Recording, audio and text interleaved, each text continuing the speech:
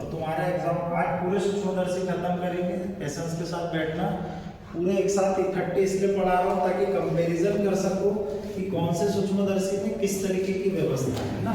इसको अपन अलग अलग भी ले सकते थे पर तुम क्या पढ़ के नहीं आते है ना, तो अब इसीलिए पूरा इकट्ठे पढ़ा रहा हूँ ताकि तुम कंपैरिजन कर सको। नहीं तो फिर अगले दिन पूछो कि क्या है तो फिर इधर उधर देखते रहते हो है ना। तो यहाँ पर सबसे जरूरी याद रखना कौन सा है आपका मोस्ट आईएमपी, कौन सा, संयुक्त सूक्ष्मदर्शी है ना। क्या है, संयुक्त सूक्ष्मदर्शी। ये मैं आपको बता दे रहा हूँ कि बोर्ड एग्जाम में आने के चांसेस इसके सबसे ज्यादा रहते हैं। इस चैप्टर से भी क्वेश्चन पूछेगा तो मैं आपको 3 क्वेश्चन अभी से बता दे रहा हूँ। 3 डेरिवेशन में से एक आने की संभावना 99% तय है। एक आपका लेंस निर्माता सूत्र, दूसरा आपका विचलन कोण, मतलब प्रिज्म के अपवर्तन, प्रिज्म के पदार्थ का अपवर्तनांक, और तीसरा संयुक्त सूक्ष्मदर्शी है ना।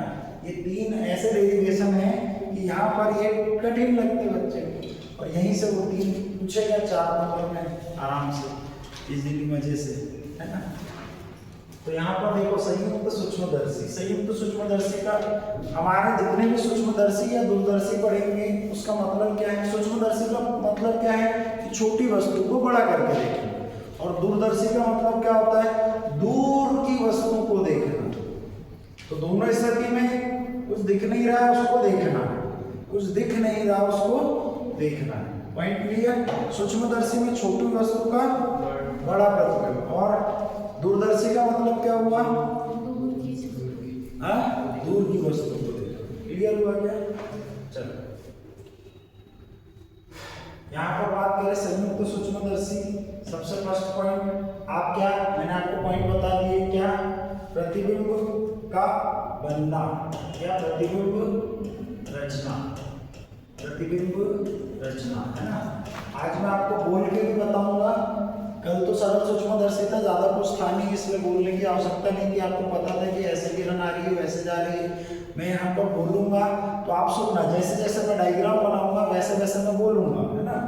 तो उसी तरीके से आपको एग्जाम में लिख देना है ना, इसको रटना नहीं होता।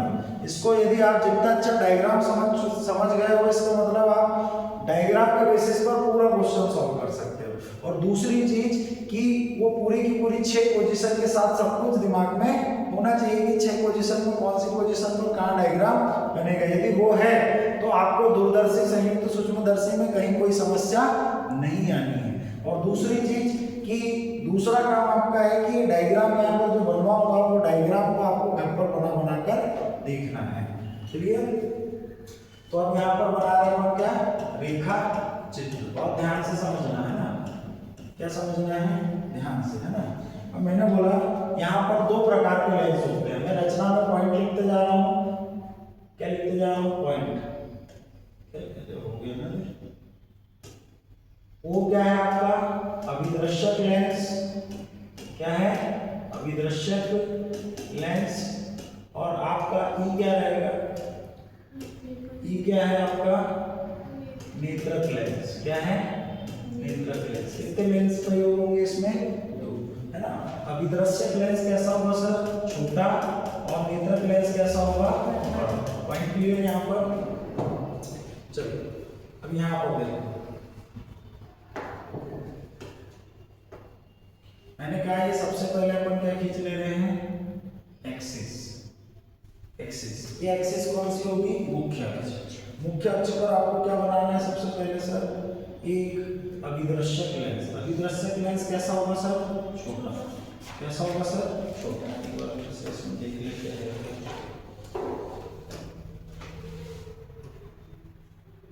हाँ है तो यार,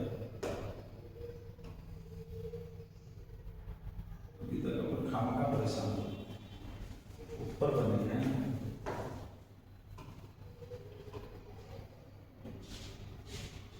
ये क्या हो गया बेटा आपका अभिदृश्यक लेंस है ना। और मैंने कहा कि एक बनेगा आपका क्या, अभी इसको बाद में बनाएंगे है ना। सबसे पहले तब समझ गए ये क्या आ गया आपका अभिदृश्यक लेंस। यहाँ पर मैंने क्या रखी है बेटे, एक वस्तु। क्या रखी है, वस्तु। क्या रखी है, वस्तु ए बी। क्या रखी है, वस्तु ए बी। पॉइंट क्लियर हुआ क्या, क्या रखी वस्तु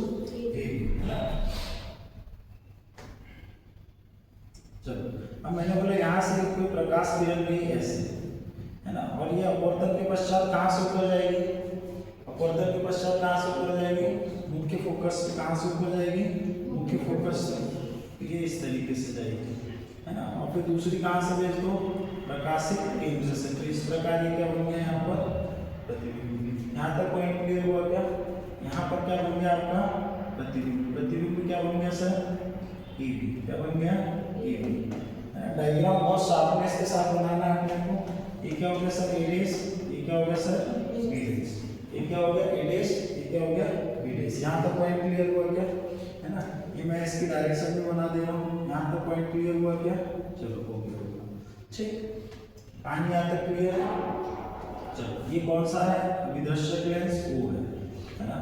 अब हमको क्या बनाना है, नेत्रक लेंस। क्या बनाना है, नेत्रक लेंस है ना। अब नेत्रक लेंस यहाँ पर बनाएंगे हम।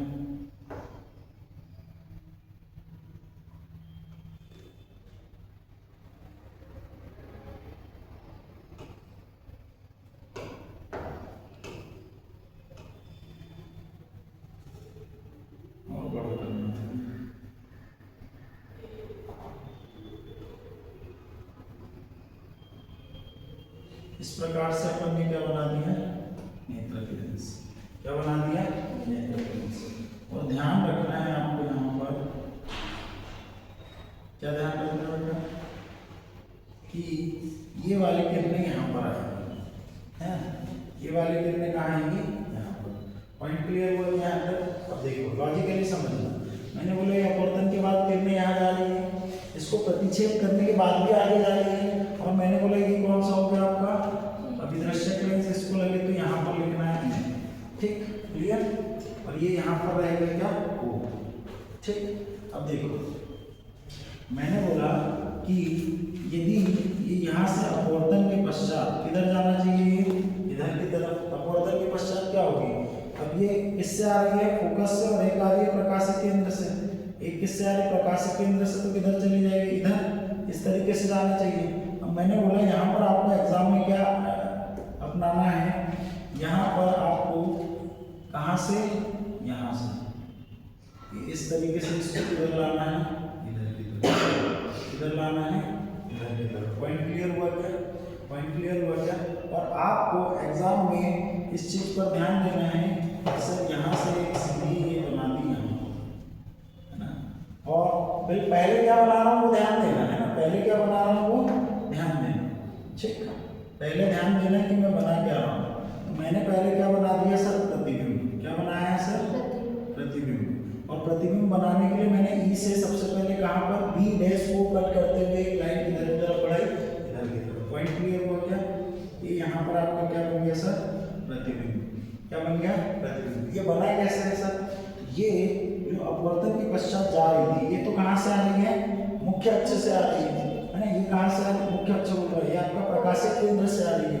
अब मैंने बोला यहाँ से आपको सेम अप्रोच अपनाते हुए क्या करना है, दूसरी लाइन से बना दो क्या। ये इससे ले लेते हैं ना, इसको यहाँ से किधर लेना है, इधर की तरफ बढ़ाना है। और इसको भी यहाँ से किधर की तरफ बढ़ाना है, इधर की तरफ। ये तीनों जहाँ पर प्रतिच्छेद कर रही है, तीनों जहाँ पर क्या कर रही है, प्रतिच्छेद कर रही है, वहीं पर क्या बना, प्रतिबिंब। अब सर बोलना है अपवर्तन के पश्चात किधर जाएगी, इधर बाहर की तरफ। किधर जाएगी, बाहर की तरफ। तो अपवर्तन के पश्चात किधर बना दो इसको, ऐसे बाहर की तरफ। ये किधर चली जाएगी, इधर। ज्यादा वो हो गई है, ये ऐसे चली जाएगी। पॉइंट क्लियर हुआ क्या, पॉइंट क्लियर हुआ क्या। ये जा ऐसी नहीं है, पर इसको अपन ने किधर की तरफ बढ़ाया, पीछे की तरफ। अब लिखोगे कैसे इसको, माना कि एक अभिदर्शक लेंस क्या है आपका, वो है जिसके सम्मुख क्या रखी गई है, एक वस्तु ए बी रखी गई है। एक वस्तु क्या रखी गई है, ए बी रखी गई है। और ए बी से प्रकाश किरण अपवर्तन के पश्चात अभिदर्शक लेंस से बनने वाला प्रतिबिंब क्या है, ए डैश बी डैश है, ए डैश बी डैश है। अभिदर्शक लेंस से अपवर्तन के पश्चात एक क्या लगाया गया है, बड़े आकार का। अभिदर्शक लेंस से बड़े आकार का क्या लगाया गया है आपका, नेत्रक लेंस है ना। क्या लगाया गया है, नेत्रक लेंस। और नेत्रक लेंस से अभिदर्शक लेंस से अपवर्तित होकर आई किरणें अपवर्तन के पश्चात बाहर निकल जाती है। अब इनको पीछे की तरफ बढ़ाने पर कटार बिंदु पर हमें ए डैश बी डैश का प्रतिबिंब क्या प्राप्त होता है? ए डैश बी डैश का प्रतिबिंब क्या प्राप्त होता है? A double dash B double dash प्राप्त होता है। पॉइंट क्लियर हो गया कहानी यहाँ तक? पॉइंट क्लियर हुआ? डायग्राम क्लियर हो गया क्या अच्छे से? पूरी पिक्चर कहाँ पर टिकी हुई है? डायग्राम बनाना आ गया तो कॉन्सेप्ट क्लियर, डायग्राम बनाना नहीं आया तो पिक्चर खत्म। सही सूक्ष्मदर्शी, कोई सूक्ष्मदर्शी नहीं बनेगा, कोई दूरदर्शी नहीं बनेगा। तुम सब क्लियर हो गई कहानी? मैंने तुमको एक एक स्टेप करके बताई कैसे करना है, कैसे बनाना है। इसकी प्रैक्टिस घर पे करना, वीडियो को 10 बार देख लेना लगेगा। पॉइंट क्लियर हुआ? क्लियर हुआ क्या? चलो अब यहाँ पर सब हो गया। अब हमको तीसरा पॉइंट क्या निकालना होता है? गणना करनी होती है। गणना के लिए हम क्या करते हैं सर? हम गणना के लिए हम क्या करते हैं बताओ? गणना के लिए हम क्या करते हैं सर? गणना में हम किसकी गणना करते हैं? आवर्धन क्षमता की। किसकी गणना करते हैं? आवर्धन क्षमता की। और आवर्धन क्षमता के लिए हमको पता है सर कि आवर्धन क्षमता क्या होती है? m बीटा अपान अल्फा। और बीटा क्या है और अल्फा क्या है? बीटा क्या है? प्रतिबिंब के साथ प्रकाशिक केंद्र से बनाया गया दर्शक को। और अल्फा क्या है? अल्फा क्या है? वस्तु के साथ प्रकाशिक केंद्र से बनाया गया दर्शक को। अब शर्त ये है कि सर यहाँ पर किसको हम वास्तविक प्रतिबिंब माने, किसको हम एक्चुअल प्रतिबिंब माने? तो आपका जो फाइनल प्रतिबिंब है वो कौन सा है? ए डैश बी डबल डैश। मैंने बोला यहाँ पर था तो इधर उल्टा मिला। अब इसी का सेम टू सेम इधर मिल गया, इसी का सेम टू सेम इधर मिल गया। मतलब हमको वस्तु एक्चुअल में कैसे दिखेगी? सीधी दिखेगी। कैसे दिखेगी? अरे भाई इसका उल्टा प्रतिबिंब आया, इस उल्टे का उसी साइड प्रतिबिंब आ गया तो कैसा दिखेगा? सीधा। पॉइंट क्लियर हुआ क्या? अब मैंने बोला कि सर यदि हम इस AB को, इस AB का सेम टू सेम इधर की तरफ बढ़ा ले, इधर की तरफ बढ़ा ले, यहाँ पर है ना, इसको दूसरे पेन से लेता हूँ तो क्लियरली दिखेगा। मैंने बोला इस AB को मैंने सब कहाँ पर ले लिया? यहाँ पर, इस तरीके से। ये क्या बन गया sir? A double dash C है ना। अब मैंने बोला यहाँ से एक लाइन खींच दी मैंने, ये A डैश कट गया तो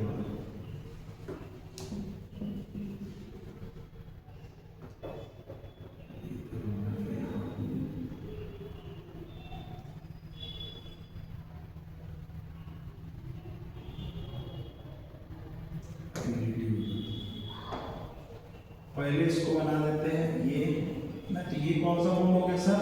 अल्फा। वस्तु के साथ दर्शक कोण कौन सा होता है? अल्फा। ये अल्फा हो गया और यहाँ पर अपन लिख दे रहे हैं ए डैश। क्या लिख दे रहे हैं? ए डैश। क्या हो गया? ये ए डैश। क्लियर? अब मैंने बोला आपका बीटा क्या होता है? बीटा क्या होता है सर?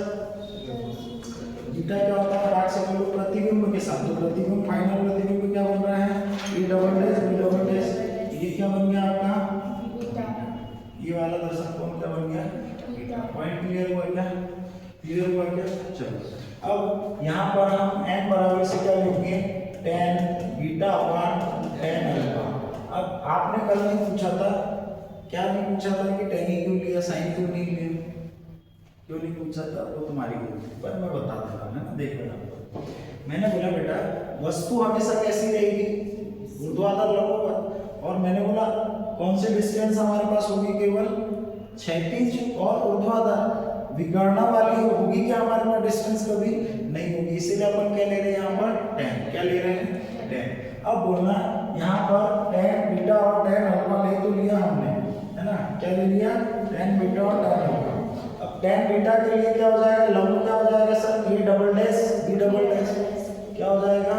A डबल डैश और B डबल डैश। ये हो गया लंब। और मैंने बोला इसके आधार क्या हो जाएगा sir? E A double dash. क्या हो जाएगा?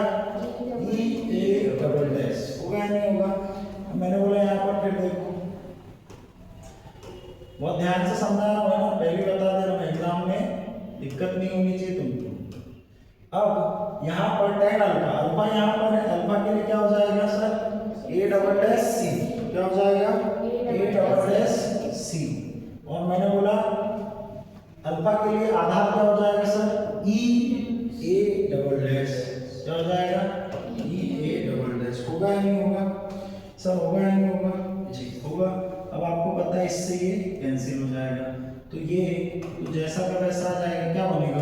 कोई बताएगा क्या बनेगा ये फाइनल? फटाक से बताओ। Sir B double dash upon C. हाँ क्या बनेगा? Sir B double dash upon C. ये बटा एक है, ये बटा एक है ना, तो एक बटा ये आ जाएगा, तो ये कुछ नहीं बनेगा, ये जैसा का वैसा ही रहेगा, ए डबल डैश सी। अब मैंने बोला ए डबल डैश सी क्या है? ए डबल डैश सी क्या है? ए डबल डैश सी क्या है? वस्तु। क्या है? वस्तु। है या नहीं है? अभी है या नहीं है? यही तो समस्या वाली है कि ए डबल डैश वस्तु है, तो इसको तो सबसे पहले किस में कन्वर्ट कर देंगे सर? अपना वस्तु में।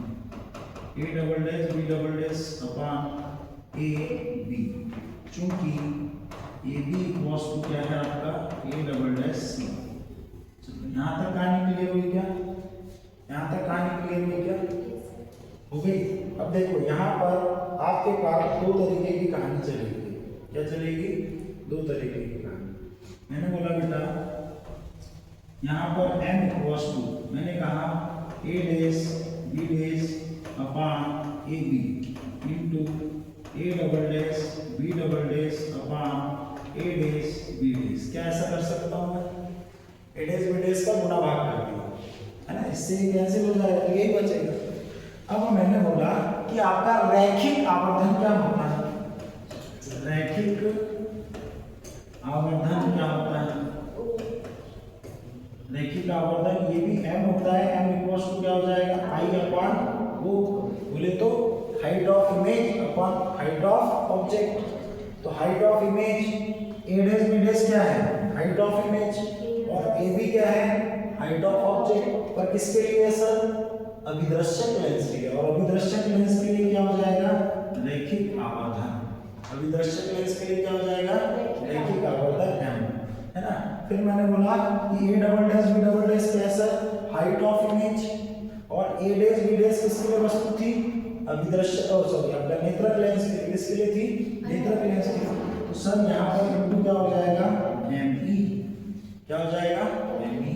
तो यहाँ पर एग्जाम में क्वेश्चन पूछेगा, सिद्ध कीजिए कि जो संयुक्त सूक्ष्मदर्शी की आवर्धन क्षमता होती है वह किसकी? अभिदृश्यक लेंस की रैखिक आवर्धन और नेत्रक लेंस के रैखिक आवर्धन के गुणनफल के बराबर होती है।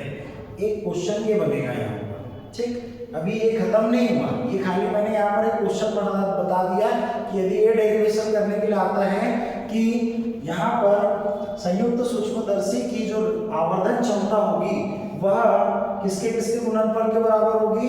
अभिदृश्यक लेंस की रैखिक आवर्धन और नेत्रक लेंस के रैखिक आवर्धन के गुणनफल के बराबर होगी।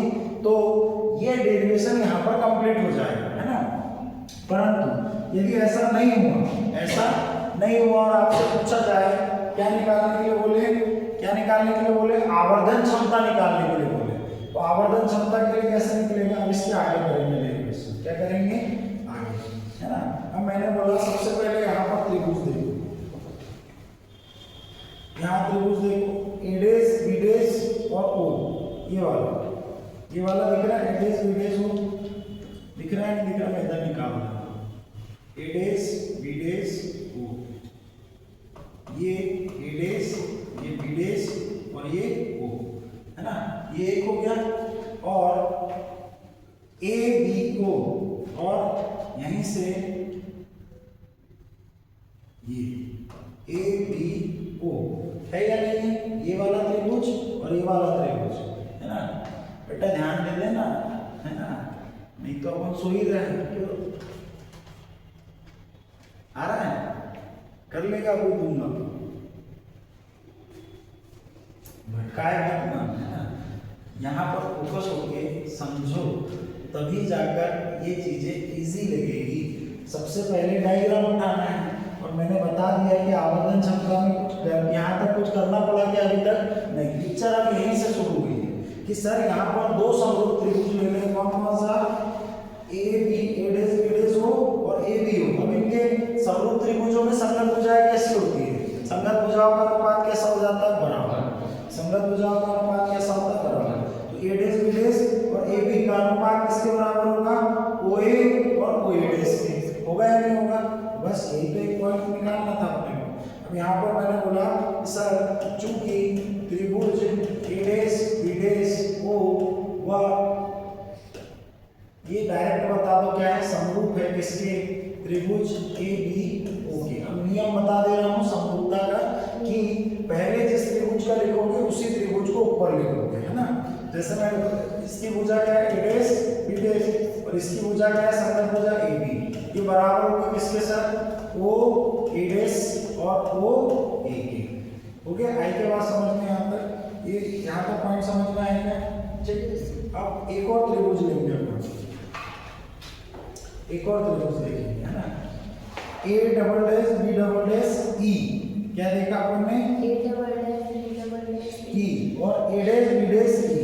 ये देखो ध्यान से देखना है ना, A dash A double dash B double dash यहाँ से लेकर ये गया है कहाँ पर, ई पर, और यहाँ से ये गया है, ये हो गया A double dash B double dash E. ये दिख रहा है ये वाला, दिखा है ना। और फिर मैंने बोला यहाँ पर अगेन है एक और सर, ये क्या है ए डैश बी डैश ई। तो ये दोनों जब एक ही रूप में है, एक ही इसमें बने हुए हैं, इनका न्यूनकोण एक ही है, तो ये त्रिभुज कैसे होंगे, समरूपी होंगे, है ना।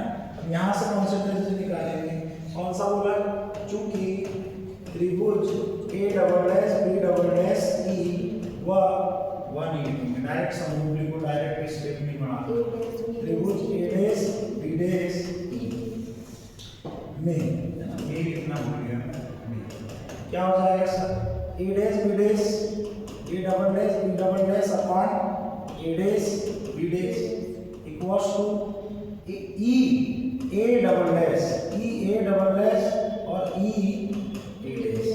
होगा या नहीं होगा, होगा या नहीं होगा, पॉइंट क्लियर हुआ क्या भाई सब यहाँ पर, हो गई क्या पिक्चर क्लियर। चलो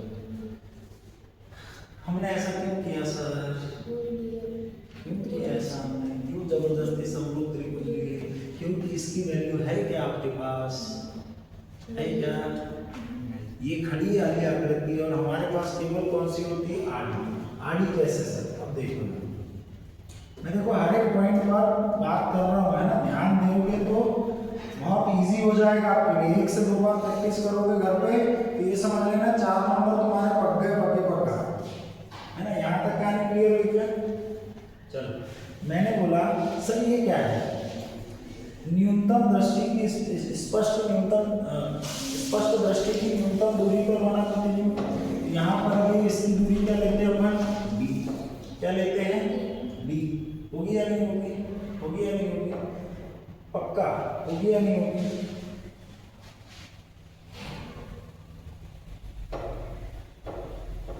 होगी कि नहीं होगी। और मैंने बोला कि यहाँ पर इस वाले लेंस से देखना, ऊपर से देखना है ना,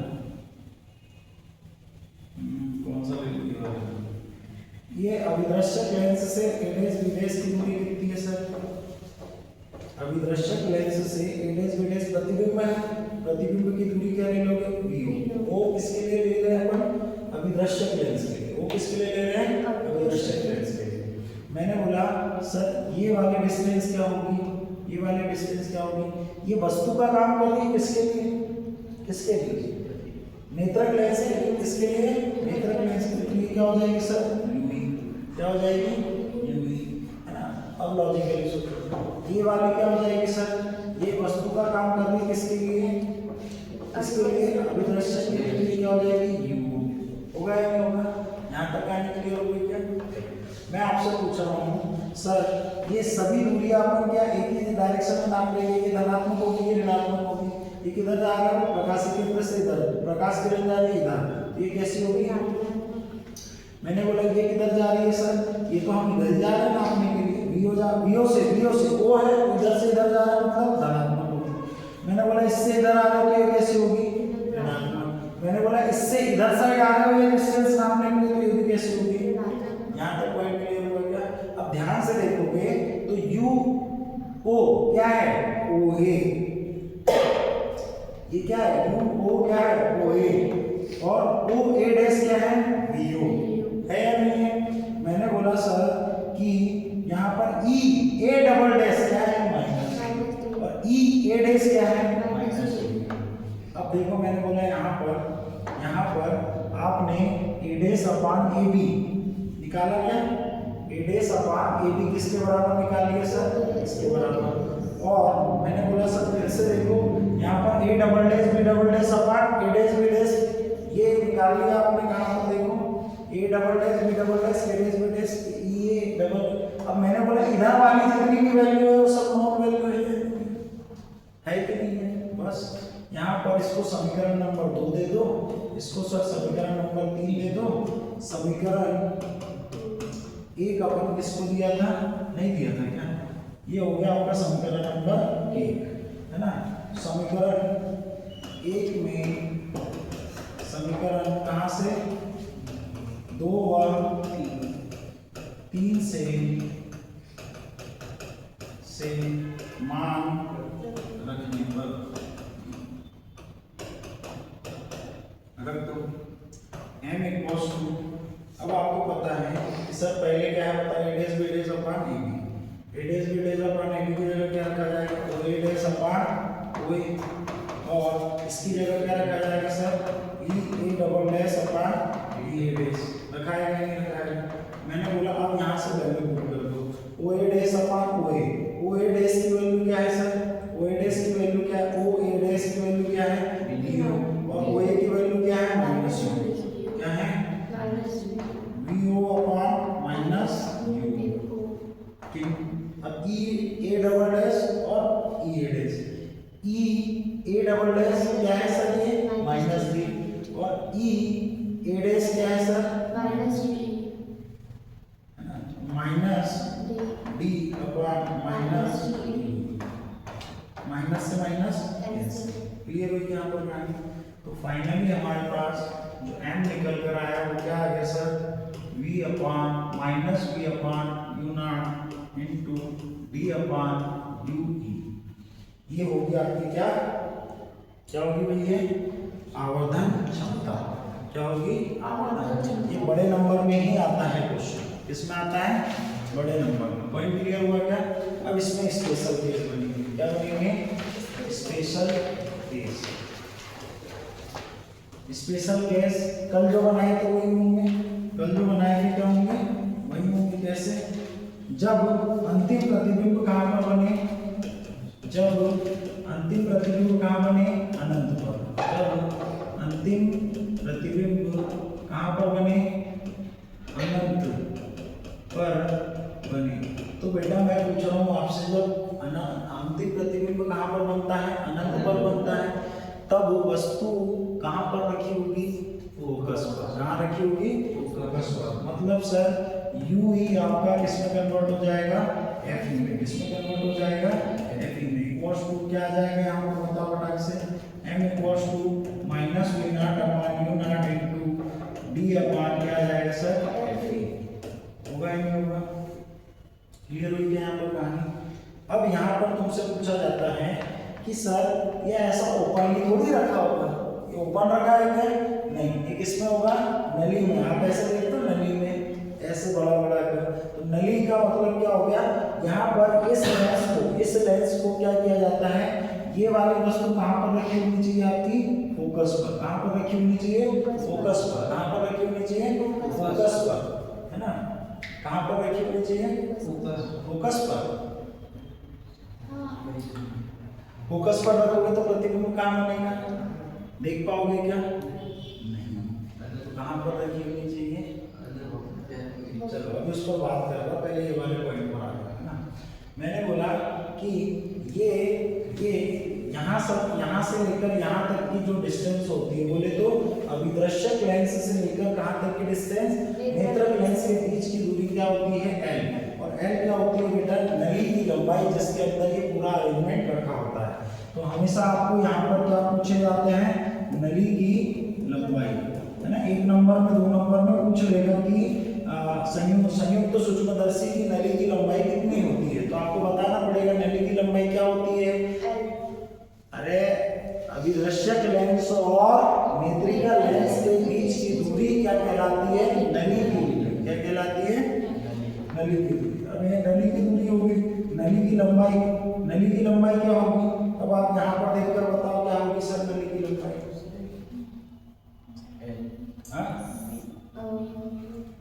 फट से बताओ क्या होगी देखो। सर ये हाँ अरे V नॉट है और यहाँ क्या हो जाएगी माइनस FE क्या हो जाएगी लंबाई बताना है अपने को, तो U नॉट प्लस FE। यहाँ पर चिन्ह परिपाटी का इस्तेमाल थोड़ी करना है अपने को। अरे यार V नॉट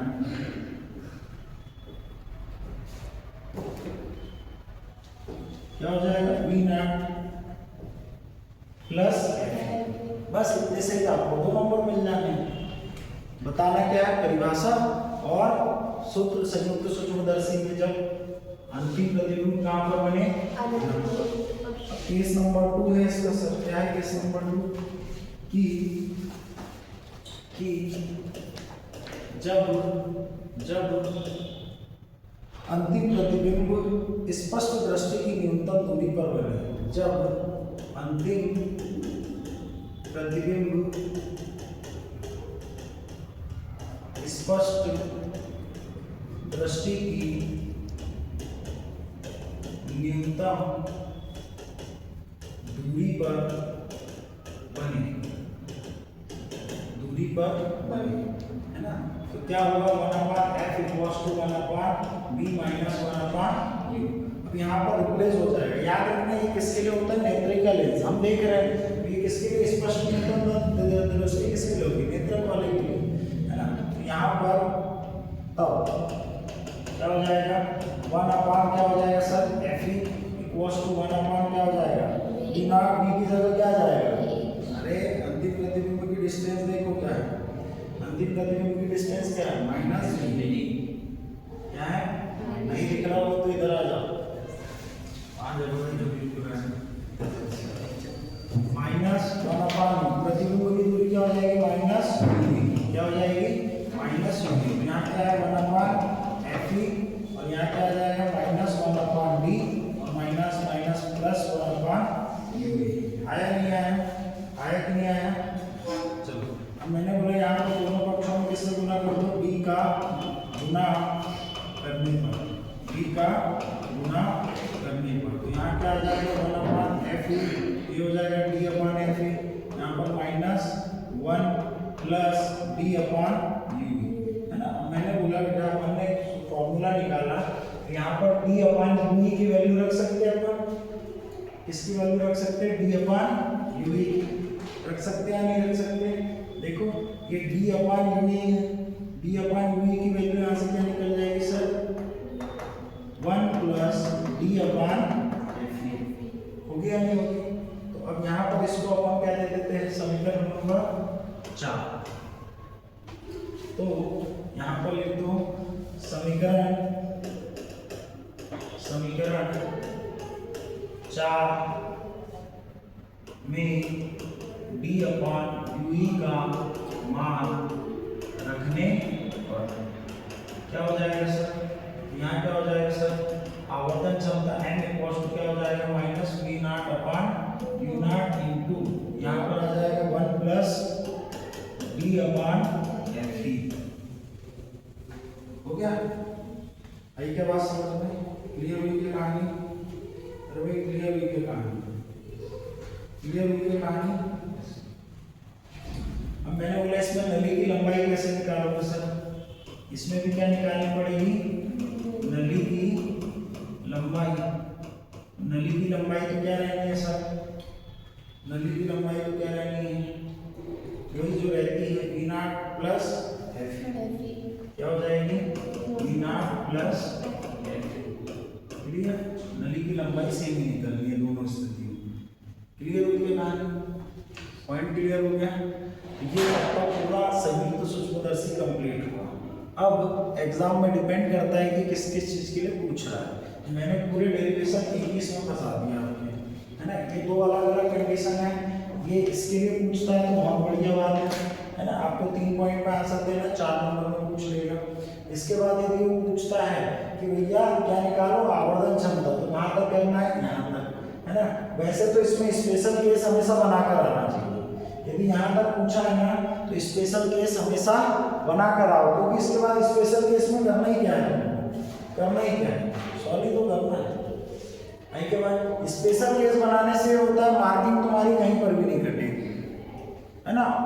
और है कुछ नहीं इसमें, बस आप अभी मैं और बता रहा हूँ तो और बताते बताते आप इतने ट्रेन हो जाओगे, क्योंकि अब इसके बाद संयुक्त सूक्ष्मदर्शी के बाद क्या पढ़ेंगे अपन? पार्थिव